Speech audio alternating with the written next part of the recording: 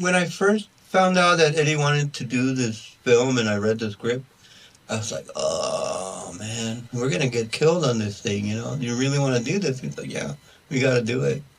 You know, we gotta tell this story. From drama class in high school to Folsom Prison, how the hell did I get here? It's like, you know, when you watch a horror film and like the devil is inside you, it's like that. Like, there is no hope. Yeah, that's what it was like who's who in the zoo. And we had to sign a paper saying, like I said, that we had to acknowledge that if we were taken hostage, that they would not bargain for us. No.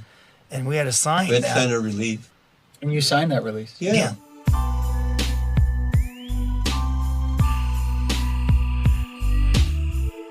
What makes a movie a cult classic? Is it a far-fetched premise like Starship Troopers? Let me tell you something. I'm from Buenos Aires, and I say kill them all! Yeah! Oh, yeah! Yeah! Oh, yeah! Or is it like Larry Clark's 1995 film Kids, where the characters are so real, they remind us of ourselves? When you're young, not much matters.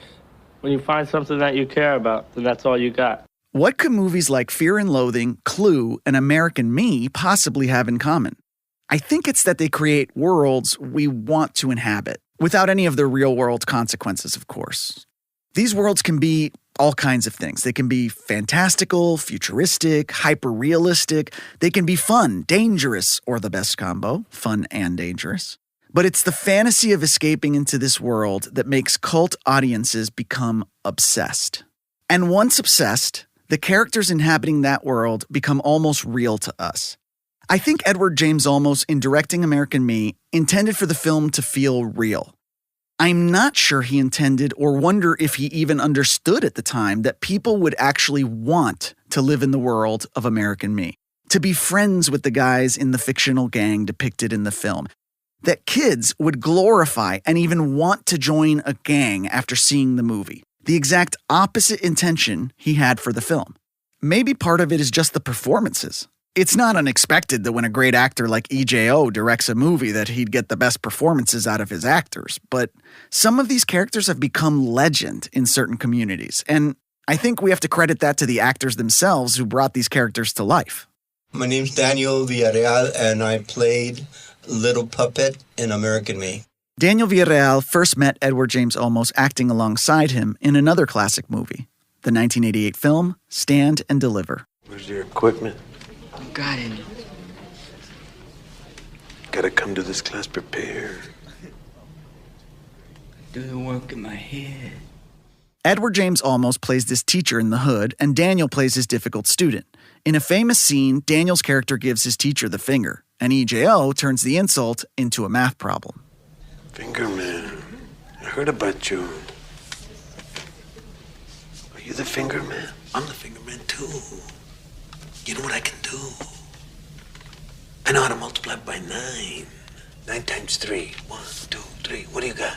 The two became friends, and one day, about a year after Stand and Deliver came out, Daniel and Edward were on a plane together leaving Miami.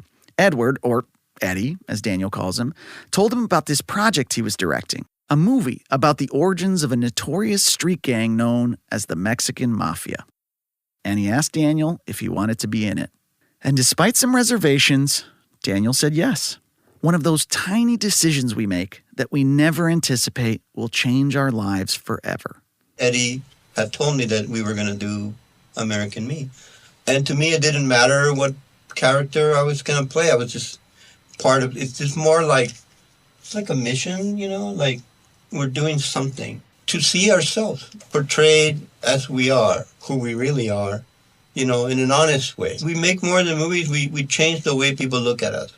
To bring humanity to the portrayal of our people, the people in our community. To bring the humanity to these characters, not stereotypes. They're not good guys or bad guys, they're human beings. That second voice? That is... my name is Danny de la Paz, and I play Big Puppet in American Me. Daniel and Danny played an important duo in American Me. Two brothers, Puppet and Little Puppet, who get tied up in the world of the fictional MA gang, and whose subplot in the film is one of the most memorable parts of the story. This is my brother, they call him Little Puppet. He's a genius, Holmes. Hey, don't get carried away. Little Puppet, he's little, doughy, and an artist, a tattoo artist to be exact. Big Puppet, on the other hand, is the older brother. Tall, un bigotico, a mustache, a real banger, more versed in the ins and outs of gang life. Can he take care of himself? He don't know nothing, but I'll be responsible for him. Little Puppet is this chubby-cheeked newbie in Folsom Prison on his first rap. Thank you for helping us get this little meeting together, right? Yeah, I'd do anything for Mike and Matt. When you come up, if you need anything, just let us know. Run into any problems, we'll take care of it, all right? Welcome to More Than a Movie, American Me, a podcast that digs into the history and mystery of American Me, film directed by and starring Edward James Olmos, that had a huge impact on Latino cinema and culture. I'm your host, Alex Fumero, and I'll be diving into the behind-the-scenes controversy. This iconic 1992 film, directed, written, and starring Edward James Olmos, was a big deal for the Latino community. But there was serious blowback, even possible murders and threats that continue to scare people even to this day. While I've been researching and interviewing people related to this film, over and over again, I get eerily similar responses. Basically, ghosted or flat out told, leave this alone. Every episode, I'll peel back a layer on the mystery and myths surrounding this film 30 years later. In our last episode, we spoke with Jacob Vargas, aka Paulito from American Me, and what it was like being an LA kid on the set of American Me. In this episode, I dig a little deeper into the darker side of what still haunts American Me 3 decades later. This is our puppet show, a sit-down with 2 of the most memorable characters from the movie, Big Puppet and Little Puppet, Danny De La Paz and Daniel Villarreal. We'll talk about working with Edward James Olmos, what they know about the murder of Ana Lizárraga, and whether or not Danny number 3, Danny Trejo, was telling the truth about American Me. More than anything, I wanted to talk to Daniel and Danny because they're 2 guys who really understood the potential risks of making a movie like American Me, and they did it anyway. And because my producer Nigel wanted the podcast challenge of interviewing 2 guys with the same name and nearly the same character name at exactly the same time. Thanks, Nigel. Quick disclaimer. The audio got really fucked up at the studio we used, so unfortunately the puppets might sound a little funny. Daniel, you first. Can you talk a little bit about how similar was your life to Little Puppet's life, and how did you get into that character, into that role? Well, I was a little homeboy since since I was 12. So I was in a gang. From 12 to 17, I was pretty much part of it. And then because of my mentor, who taught me photography, slowly I became less and less of that, and more like, I started to want to be something more than, what I was born into. But it never left me, It's like that little homeboy will always be a part of me. So I was like the real thing, but I was separated enough from it and knew enough about art to be able to see that I could do a performance versus just being, a lot of people thought I was like some kid off the street that they had just thrown in. And Danny, were you a gangbanger growing up, or? No. I was Kevin from the Wonder Years. I'm not kidding you. You may think that's funny, but that was my upbringing. I was Mexican-American. We went to the Mexican weddings. We did all that stuff that Mexican-Americans do. My parents spoke Spanish. My father was from Chihuahua, Mexico, but I was raised in Whittier, California. And at that time in the 60s, there wasn't any gangs. There was nobody around to ask you where you're from, or, I had my Schwinn bicycle with a banana seat and the sissy bar, and I used to take cards and clip them onto the tire spokes so that, the wheel would make that funny sound. And I had a beautiful kid's life. I used to lay out on the grass in the front yard on my back on a blanket under a tree that we had in our front yard, and with my transistor radio listening to Vin Scully call the Dodger games. So you're playing Puppet. Your character's a real gangster. Yeah, he's deep. So then how did you get into that? Boulevard Nights. That was my baptism by fire right there. Boulevard Nights is kind of the first movie exclusively about Chicano life in LA. It came out in 1979 and was written by one of the guys who wrote American Me, Desmond Nakano.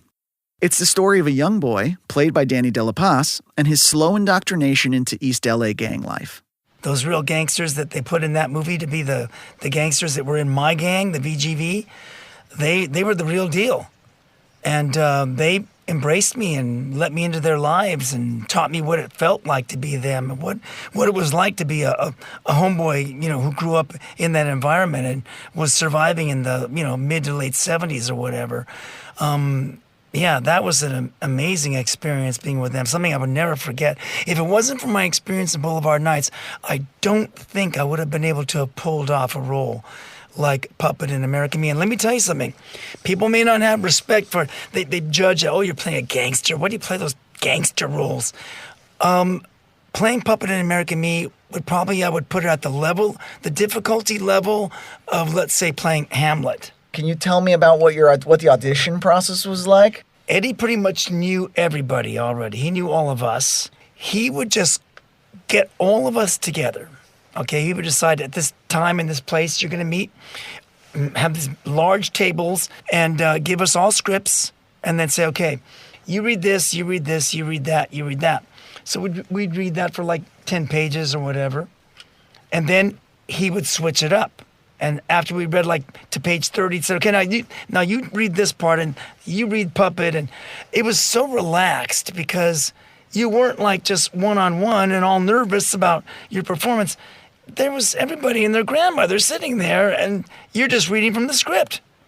I mean, there was just no better way to disarm people and make them feel comfortable than to do it that way. The puppets, the Dannies really, are actors. Real actors. Dudes obsessed with the craft, with character, with the emotion behind a particular moment, and, yes, even more so if that moment happens to have them in it. What really pissed me off was that they could look at the film and not see the craftsmanship behind the performances. They just thought they yanked us off the streets. And that's the artist in them, but they're also workers. They exist within an industry that, then and now, is dominated by non-Latino white people. I wanted to know, were they aware of the rarity of the moment they were in? That here they were in the early 90s in a film directed by, starring, and about Chicanos. Not only that, also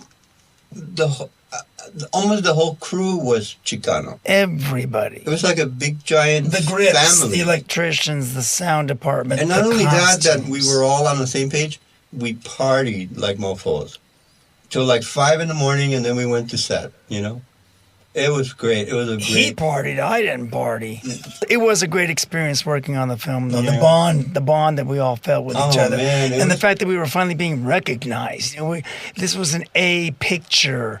We had the best catering. We had beautiful costumes. We had the sets. I never had limos and champagne. We had it all. We had it all. And people calling you sir and mister. Yeah, it was just awesome. And so the movie was shot in a real prison. What was it like to interact with, to see real prisoners in a real prison for you?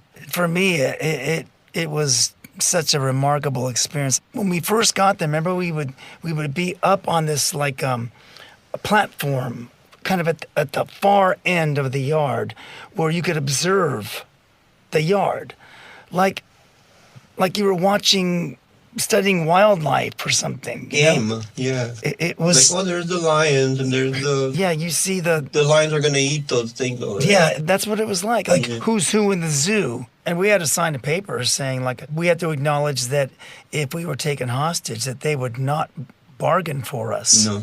And we had to sign We'd that. sign a release. And you signed that release? Yeah. That's when I thought to myself, wow, from we're on our own. Drama class in high school to Folsom Prison, how the hell did I get here, The vibe in the prison. The fear was palpable. Let's just put it that way. You could sniff it out. You just throw out that script. It's like child's play compared to the real thing. And the first day they put us in a cell, like by ourselves, wow. Yeah, you've never felt that kind of like, You don't know what that's going to do to you. Daniel, can you describe that to me? What's man, it's like when you watch a horror film and like the devil is inside you. It's like that. Like there is no hope. And you think, oh my God, this is where you live. It's like you're the Night of the Living Dead. And some guys had been there for like 22 years of this shit every day. I just remember one day we were in the actual old prison because we were in old Folsom and when they were building new Folsom. And there's a long, long bench that runs along the wall there. And you can sit on the bench, right? And look up and see the 3 or 4 tiers, I forget what it was, of cells. But everybody was out in the yard and we were alone in there. And I remember looking up into all those cells and thinking to myself, wow, that's a lot of fucked up childhoods right there. That's a lot of people that didn't get love. That's a lot of people that just got beat down since the time they came out of the womb.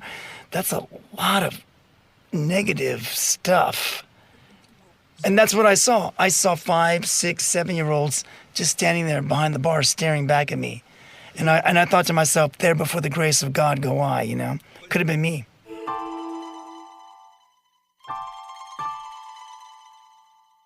So I want to talk a little bit about your characters. We got Puppet, we have Little Puppet. There's a subplot, right? Like you guys, in addition to being in the gang, you have your own story, right? Danny, maybe you set that up for us. Like who is Puppet, who is Little Puppet, and how are we introduced to them? If you take that script to American Me and you extrapolate only the Puppet, Little Puppet scenes, you're going to have a little short movie, okay? So our job in that film was we were kind of in our own little movie. A tragic little movie for sure, as, spoiler alert, the Puppet's short film ends pretty tragically. I don't want to be in La M anymore, see? I want to be a John Doe, tú sabes, you know. When Little Puppet gets out of prison, he gets married, gets mad-faded, and declares that he's done with La M. Work for a living, move to Bakersfield. Have some fucking kids, that's it. And in his drunkenness, he accidentally gets Santana, the leader of La M, thrown back in prison. So the gang puts the green light on Little Puppet. And who do they choose to execute him? Of course, his big brother.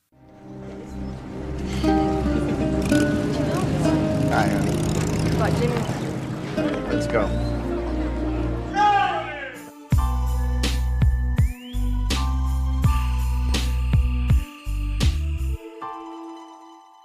Tell me what your experience of the reception that the movie received was, Daniel. When I first found out that Eddie wanted to do this film and I read the script, I was like, oh man, because we had done Stand and Deliver, which was such a positive film, and I was, man, we're gonna get killed on this thing, you know? You really want to do this? He's like, yeah, we got to do it, you know? We got to tell this story.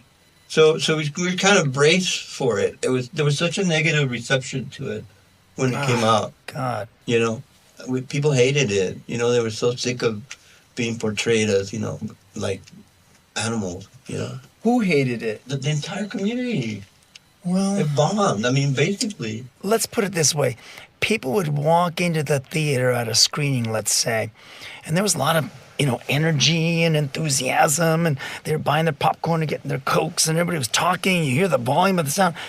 When the movie ended, there was complete silence. You know, that last, where the kid goes, which one? I said, and he goes, don't matter. Which one? I say. Don't matter. La primera lives!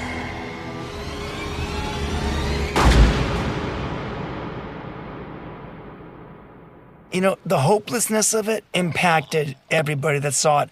And I don't think people like to be hit over the head like that. It was like a wake-up call. And they end with that, and that's what they remember. They don't realize what the movie is about. They just see that, and they go, why do you show that?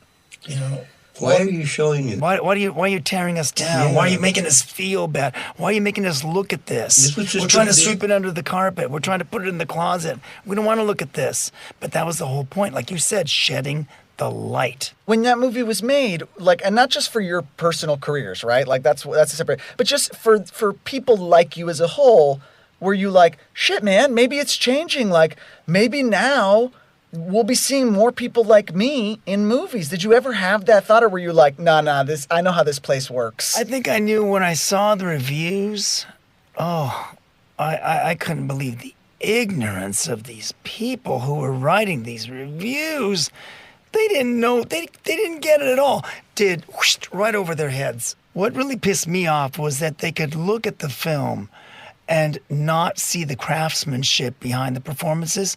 They just thought they yanked us off the streets. Yeah, that's what they always say. You know, real gangsters. Yeah. What is it? They're just doing what they do in real life. Oh, it's Hello? Just a wannabe Godfather. I mean, that just pissed me off. Coming up, we'll hear from the Dannys about their reaction when they heard someone from the crew had been murdered.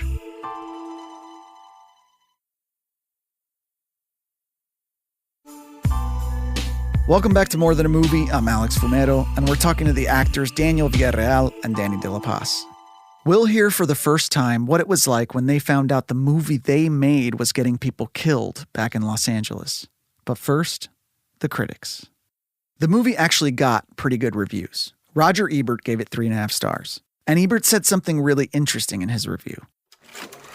Edward James Olmos, who directed the movie and plays Santana, says the film is based on a true story. That doesn't mean much to me. By the time the movie's finished with them, true stories are as fictional as any other. But did the people in the community like the film? And how did the people whose, quote, true story the movie was supposedly based on feel about their lives becoming as fictional as any other?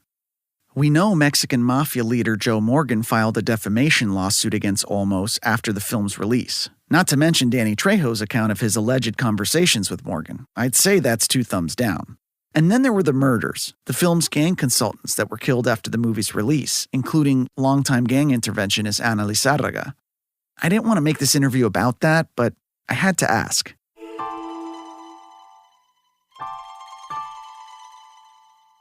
So I want to talk about a particular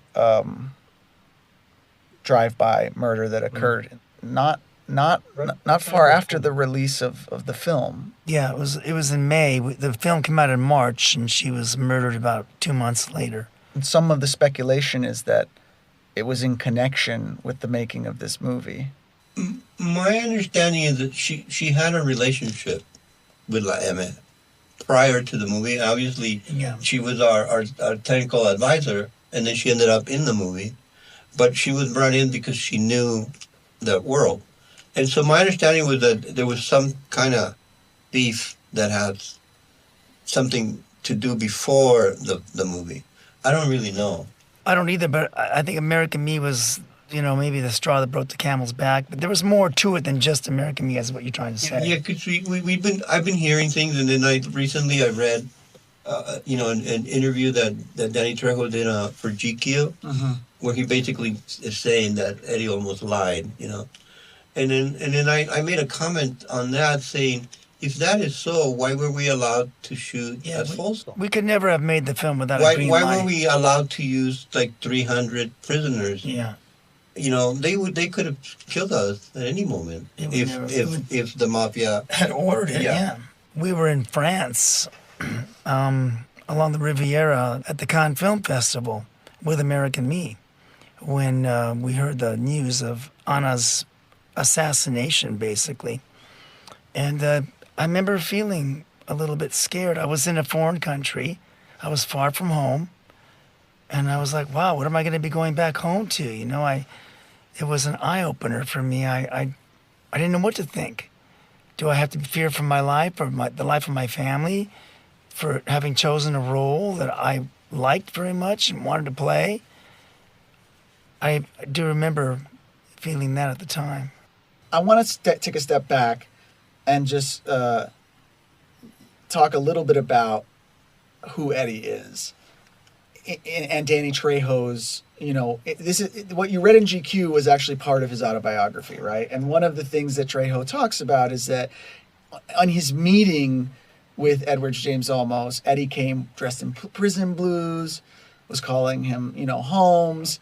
And I asked this because you guys actually know Eddie very closely, and Eddie was in a rock band, like from what I understand in high school. He was not a banger, right? No. So what? I mean, you have to talk to Trejo about that because I can't answer for him. I don't actually want you to comment on what Trejo said. I want you to tell me. Eddie, I have been around Eddie almost for a long time, and if I felt that he was that kind of guy, I would not work with him. Yeah, If he was a phony, stupid, wannabe cholo guy, was trying to impress me, I go, get the fuck out of here, Yeah. Was he a method actor though?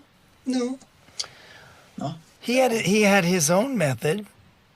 I mean, it sounds silly his that own he would show style. up, and be like, hey. No, I can't imagine him Why doing would that. you But wanna then do that? I don't know. I don't. I wasn't there. When you were on set with him though, and you would cut, would he remain kind of in character? He was the director. Yeah. I think his directing is amazing, and he doesn't get enough credit for it, Well, all right, that's another. You're talking about those great performances. You have to talk about him. It's all him. You have to talk about him. Yeah. Did I come up with a line? No. God damn me! No. He was standing off camera. The camera's running.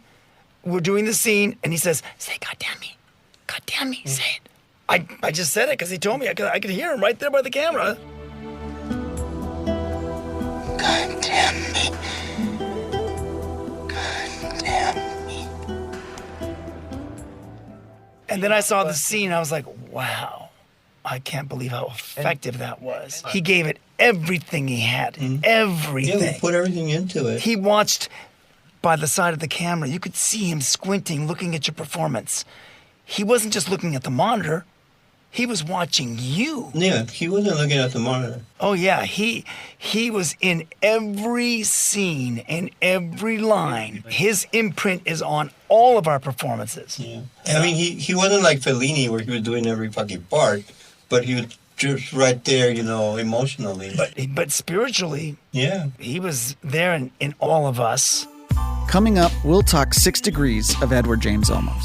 But first, a blood sacrifice for the corporate overlords. Welcome back to More Than a Movie. You know who I am and what this is about. Now, Danny De La Paz tells us what it was like to fake strangle his buddy Daniel Villarreal. They say 6 degrees of Kevin Bacon, but there's so few Latinos in Hollywood that everyone is 1 degree of Edward James Olmos. It's like everybody at least knows one person who knows EJO. Oh, yeah. That's how big of a legend he was. Yeah, it's true.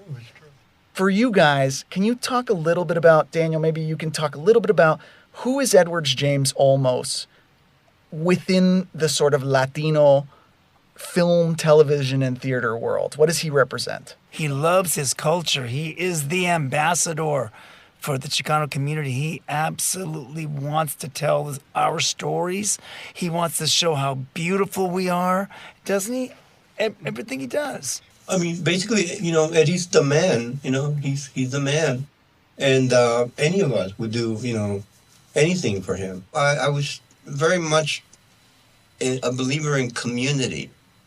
And that's what Eddie almost brought to this business, a sense of a community. And, he gave us those beautiful roles in American Me. That's like a gift to give an actor. You know how many actors would have wanted to play puppet or little puppet in American Me? He's been a mentor, to us. It's incredible. One of the first times Danny and Daniel saw Edward James Olmos, he was acting in a play by a Chicano theater company named Teatro Campesino. In many ways, American Me and all other films about Chicanismo would have never existed without them. Now, for those of you who aren't theater nerds like me, Teatro Campesino is arguably the most influential Chicano theater company of all time. Founded literally on the picket lines of Delano by playwright Luis Valdez, they performed for the likes of Cesar Chavez, Dolores Huerta, and hundreds of migrant workers putting their bodies on the line in pursuit of fair wages. But sure, let's talk about Steppenwolf or whatever. Valdez would go on to write movies like La Bamba and The Cisco Kid, but what really established him as a writer was the play Daniel and Danny saw EJO in all those years ago. The play was called Zoot Suit. Our Pachuco realities will only make sense if you grasp their stylization. It was a secret fantasy of every vato, living in or out of the Pachucada, to put on the Zoot Suit. Zoot Suit is a play written by Luis Valdez. The play is about the Zoot Suit riots that took place in Los Angeles in the early 1940s, based on the true story of these young Chicanos that were actually arrested for crimes that they didn't commit and put on trial. In 78, Danny and I were probably at the same performance of Zoot Suit, the play that Eddie Olmos was in. And when we saw him, that's what we wanted to do. I had never seen anything like that, because that was like my first live theater performance. I know you've had many, but seeing him up there doing what he was doing, it was amazing, And when I saw, I was like, that's what I want to do. I had the same reaction you did. I thought, oh my God, I'm playing a Chicano in this film, even though I am Chicano, but these people in this play, they were so connected to their Chicanismo that it just blew me out of the water. It was almost like I didn't feel worthy to be in Boulevard Nights at that moment. I was like, wow, I don't think I could have been cast in that play because I wouldn't have been Chicano enough to be accepted into that milieu, you know? There's so much controversy surrounding this movie, but I wanted to end things on a positive note. I wanted to know, what's the thing they love most about American Me? Well, I think it's the scene with Danny where he's telling Eddie to take my name off to live. You know? And is that the grilled cheese scene? The grilled cheese sandwich that scene, scene. yeah. And mine would be, you know, that movie doesn't have a lot of comedy in it, but I do laugh when he's learning how to drive the Volkswagen. It's funny, you know? It's funny to see this gangster, hardcore gangster. Even I can't drive a Volkswagen Bug. So I did appreciate that, but my very favorite scene, and it's not because it's you and me, but it's almost like it's somebody else. But when Puppet opens that door to get out of prison, and you, the audience, don't know, you know he has a mission. Is he going to do it? Is he not going to do it? And he looks at his brother, and the brother looks back at him. And you see the look on his face. He's so happy to see his brother out. All the future, the possibilities, what's going to happen. And then they embrace. For me, knowing what's going to happen, you know, that's just a really sad, you know, powerful moment to me. I like that scene. And the actual, just like the craft of it is that he kept putting it off until the very last day when you couldn't put it off anymore. And I was banging on his door saying, you have to come out and kill me. You have to come out and kill me. I did not want to come out of that dressing room. I just did not want to do it. And then we did it more than 20 times. And I remember the welts on your neck. Yeah, I had the big red welts you had from the friction of the rope. That scene where my eyes roll back, it's because I had passed out. And my feet were going like this. And they were telling him to let me go. And he was going at it, so my eyes went back. Yeah. And then he got so scared, and I said, just keep doing this. Yeah. You know? Yeah. You know, at the very end of that day, exhaustion. I was spent. But then You were spent. You choked him out. It was taxing for both of us. And then the sound was bad. They could hear the motor of the Aeroflex camera. And we had to do ADR. All the dialogue, all And that we wanted to kill powerful everybody. dialogue. Right out the frickin' ventana. It was gone. On the next episode, I'll speak with actor Sal Lopez, who plays Pedro Santana, Montoya Santana's father in American Me. I'll just say that. I think he was very courageous to take this on, and just like in the movie, there are consequences. More Than a Movie American Me is a production of Exile Content Studios in partnership with iHeart's My Cultura podcast network and Trojan Horse Media. The show is produced by me, Alex Fumero, at Angry Yuka on the internets, and our senior producer is Nigel Dwara. Our executive producers are Rose Reed, Nando Vila, and Kareem Tapsh. Production assistance from Sabine Jansen, Anna Octavio, and Stella Emmett. Mixing and sound design by Eduardo Albornoz. Our executive producers at iHeart are Giselle Bances and Arlene Santana. For more podcasts, listen to the iHeartRadio app, Apple Podcasts, or wherever you listen to your favorite shows.